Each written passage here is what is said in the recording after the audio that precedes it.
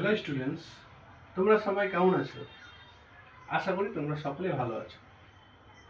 আজ আমরা ক্লাস 12-এর খুব মজাদার এবং ইন্টারেস্টিং একটা টপিক নিয়ে আলোচনা করব। এই টপিকটি ক্লাস 12-এর জন্য ভালো একটা মার্কস পাওয়ার একটা চ্যাপ্টার। চ্যাপ্টারটি হচ্ছে সম্বন্ধ বা রিলেশন। তাহলে আজকে আমরা সম্বন্ধ বা রিলেশন সম্পর্কে কিছু জানার চেষ্টা করব। সম্বন্ধ বা রিলেশন ব্যাপারটা আসছে দুটো ব্যক্তি হিসাবে, তাই না? কোনো মানুষের সাথে তার বাবার সাথে মায়ের, বা ছেলের সাথে মায়ের, বা ছেলের সাথে বাবার, এই যে সম্পর্ক হতে গেলে কমসে কম দুজন ব্যক্তি প্রয়োজন হয়। ঠিক অঙ্কের ভাষাতে সম্পর্ক বা সম্বন্ধ হতে গেলে দুটি সেটের প্রয়োজন হয়। আসলে সেট জিনিসটা কি? সেট আমরা ক্লাস 11-এ শিখেছিলাম। চলো আজকে সেটা একটু রিকল করা যাক। সেট হচ্ছে একটা সুসংগত এবং পরস্পর ভিন্ন বস্তুসমূহের সংকলনকে সেট বলে, বা set is well defined collection of distinct object. এক্ষেত্রে ওয়েল ডিফাইন্ড মানেটা হচ্ছে যে সেটের যে পদগুলো থাকবে সেই পদগুলো যেন একটা ডিফাইন্ড হয়ে থাকে। ধরো একটি সেট 1 2 3 4 5, এটা একটি সেট, এর পদ সংখ্যা 5টি। আর একটা সেট ধরে নিলাম x belongs to natural number এবং x এর মান 1 থেকে 5 এর মধ্যে আছে। দুটোই সেট, কিন্তু দুটোর সেট দুই রকম। এটি হচ্ছে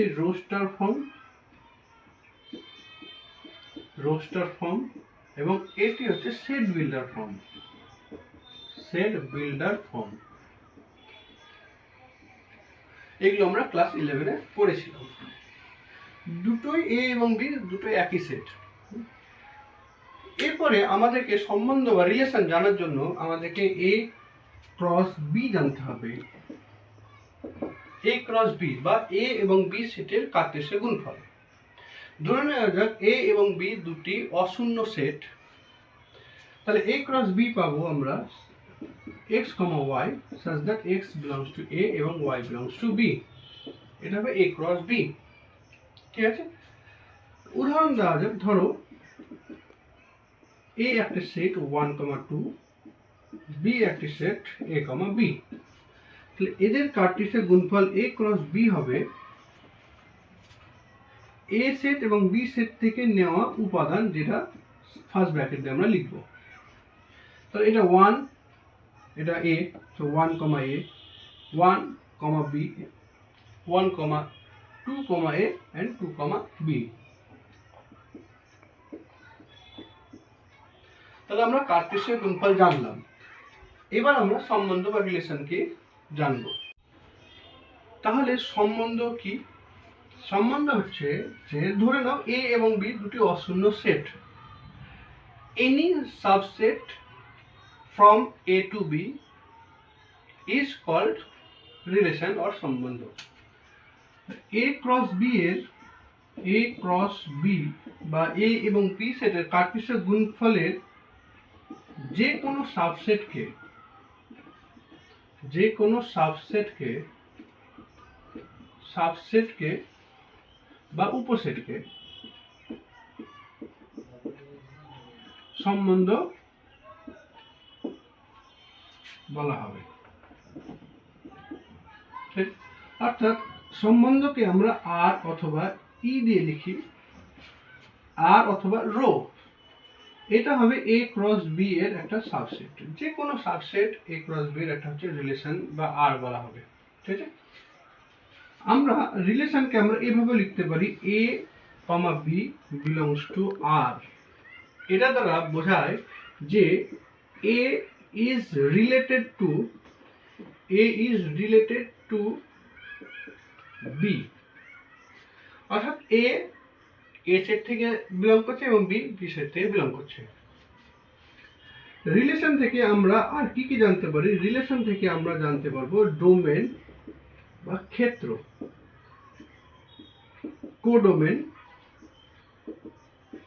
ক্ষেত্র বা অঞ্চল। কোডোমেন মানে উপ অঞ্চল, আর একটা হচ্ছে রেঞ্জ বা পাল্লা।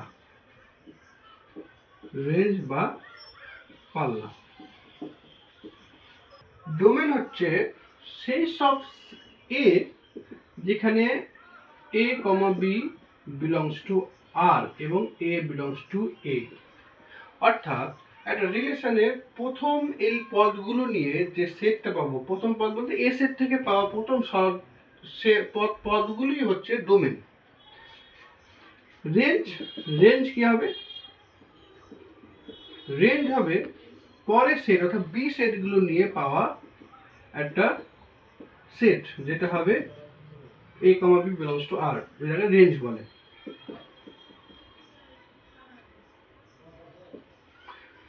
তো উপ অঞ্চল কি? উপ অঞ্চল হচ্ছে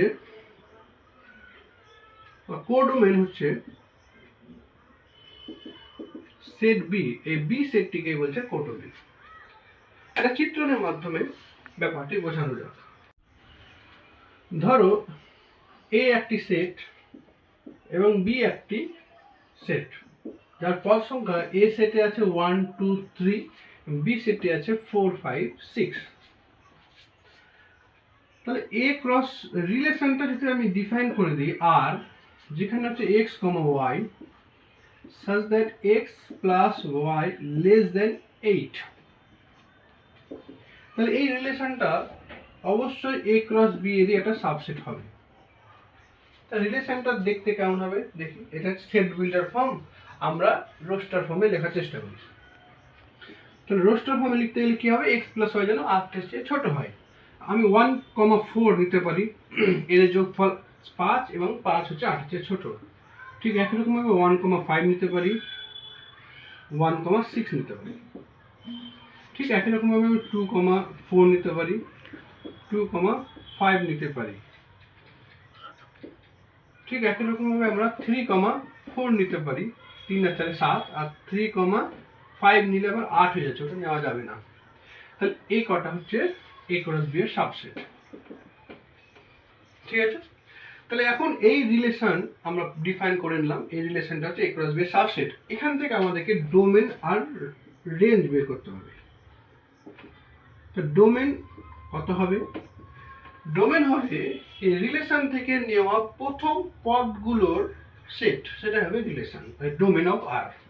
তাহলে প্রথম পদগুলো কি আছে? 1, 2 and 3, 1, 2 and 3। রেঞ্জ কত হবে বা পাল্লা? রেঞ্জ হয়ে যাবে রিলেশন থেকে পাওয়া পরের যে পদগুলো আছে বা বি পদগুলো আছে, সেই বি পদগুলো নিয়ে যে সেটটা পাবো সেটা হচ্ছে রেঞ্জ। এখানে আছে 4, 5, 6, 4, 5, 4, তার মানে পদগুলোতে আছে 4, 5 এবং 6। একটু লক্ষ্য করলে বুঝতে পারবে যে এই রিলেশন থেকে পাওয়া ডোমেন এটি এ সেটের সাবসেট, এবং রিলেশন থেকে পাওয়া রেঞ্জ সেট এটা হচ্ছে বি সেটের সাবসেট। 4, 5, 6 বি সেট থেকে সাবসেট পাবো বা ইকুয়াল হতে পারে, বাট ডোমেন হবে এ সেটের একটা সাবসেট। এখন প্রশ্ন হচ্ছে যে এ সেট এবং বি সেটের থেকে আমরা কার্টেসীয় গুণফল কতটা পাবো, পদ সংখ্যা, এবং কতটা সম্বন্ধ পাবো।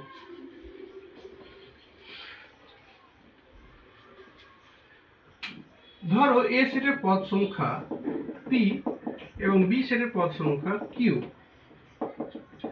তাহলে a ক্রস b বা কার্টেসীয় গুণফল a ক্রস b এর পদ সংখ্যা হবে n of a into n of b, অর্থাৎ a সেট এবং b সেটের পদ সংখ্যার গুণফল, অর্থাৎ p ইনটু q।